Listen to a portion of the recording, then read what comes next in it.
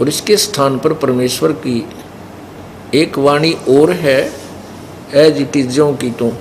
वो कबीर शब्दावली के अंदर लिखी हुई है।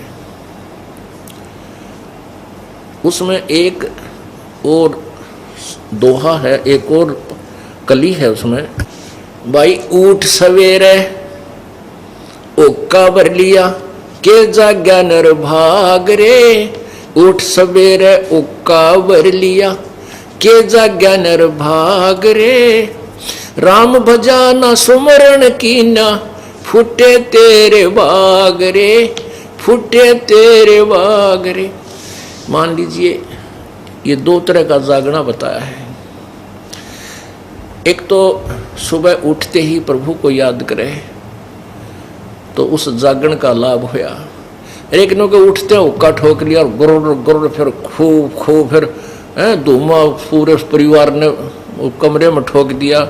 बच्चे सो रहे हैं, पोते पोती बेटा बेटी या उनको भी पै दिया साथ में सोए हुए को।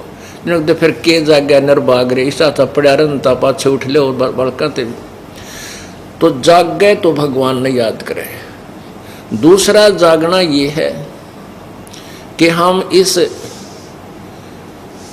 काल की, इस माया का मोह ममता की नींद में हम सोए पड़े हैं और परमात्मा की ये प्रेरणा, ये आवाज प्रभु की जो ये दास लगा रहा है, एक परमात्मा का भेजा हुआ कुत्ता बनकर आप धनियों को जगा रहा है भौंक भौंक के।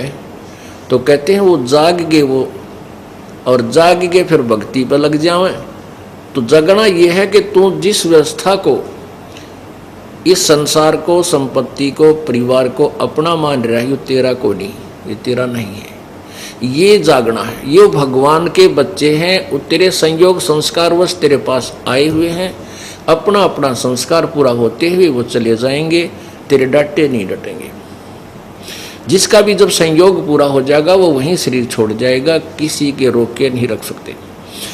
मेरी शरण में आ जाओगे, प्रभु की शरण, कबीर परमेश्वर कहते हैं मेरी शरण में आ जाओगे तो मैं फिर तुम्हारे ये जो संस्कार है इनको भी ठीक ढंग से पूरे करवा दूंगा।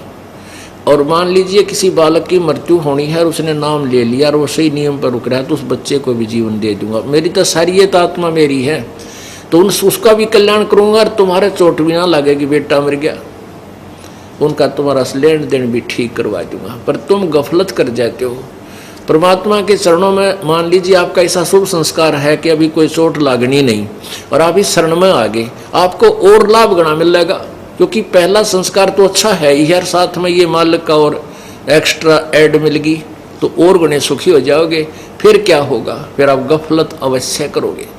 ये नियम है इस काल का, इस लोक का। और गफलत करोगे तो कितना लोक लाज में आकर कोई नियम भंग कर दोगे। और नियम भंग होने के बाद मान लीजिए कोई ऐसा बुरा संस्कार आपका आसपास था जिससे कोई घटना, दुर्घटना जबरदस्त घटनी थी, तो फिर वह घट जाएगी, वो आपका चोट लग जाएगी, क्योंकि आपने परमात्मा का जो कंबल दिया था सर्दी से बचाव के लिए वो उतार दिया, फिर नमूनिया होगा ही होगा।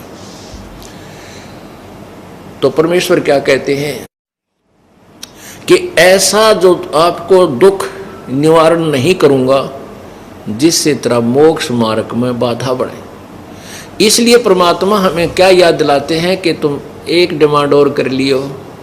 कहते सुख के माथे पत्थर पड़ो जो नाम हृदय से जावे, बलिहारी उस दुख के जो पल पल नाम रटावे। कि हे भगवान ऐसा सुख भी ना दिए जिससे तेरा नाम भूल जाऊं, आग लगे से सुख है। और वो दुख, ऐसा दुख भी वरदान है हमारे लिए जो आपकी याद दिलाता रहे, रह रह के आपको याद करता रहूं। ऐसा दुख भी दिए रखना परमात्मा कि तेरी भूल ना पड़ जाए। तो ऐसा परमेश्वर अवश्य रखेगा आपको पार करने के लिए। हमें बार बार क्या चेतावनी देते हैं परमात्मा, मन तू चल रे सुख के सागर, जहाँ शब्द सिंधु रत्नागर। मन तू चल रे सुख के सागर, जहां शब्द सिंधु रत्नागर। शब्द जैसे शब्द स्वरूपी राम अविनाशी परमेश्वर, शब्द कभी नष्ट नहीं होता। शब्द सिंधु, सिंधु माने वहाँ अविनाशी अमरत्व का सागर है। शब्द सिंधु रत्नागर, ओहो, रत्न मोक्ष रूपी रत्नों का आगार माने डिपो यानी खान है वो। तो क्या कहते हैं, मन चल रहे सुख के सागर जहाँ शब्द सिंधु रत्नागर।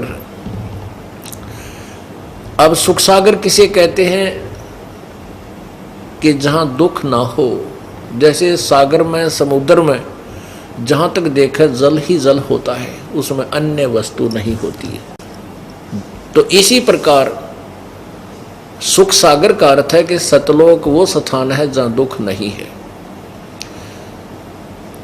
शंखों लहर मेहर की उपजें, कहर नहीं जा कोई, दास गरीब अचल अविनाशी, सुख का सागर सोई। शंखों लहर मेहर की उपजे, जैसे दिन में या 2-4 दिन में